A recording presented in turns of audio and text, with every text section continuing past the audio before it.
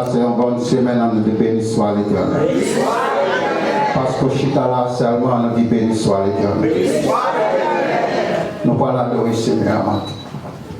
Nous allons l'adorer, nous allons voir louange. Le fait que je suis dans ta plan, il est un sujet pour le Seigneur à louange. Pour à l'hôpital, il y a un qui est là, qui va là. On a une bonne chance pour là. Nous prenons un moment ça pour nous exalter, pour nous adorer Seigneur. Nous fermons les yeux pour nous prier. Cher Seigneur, nous disons merci pour grâce et faveur qu'on fait pour nous là. Parce que c'est au même seul qui est bon Dieu. C'est au qui Seigneur. Et sans vous-même, nous ne sommes pas capables de faire. Nous disons merci Seigneur pour que son Saint-Esprit pour activer dans le temps et pour capable de recevoir l'adoration que nous allons offrir. Dans le précieux nom de Jésus, nous prions. Amen.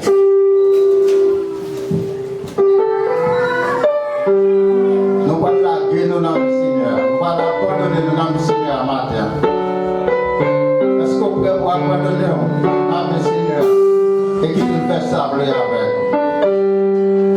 M'abandonner ma main.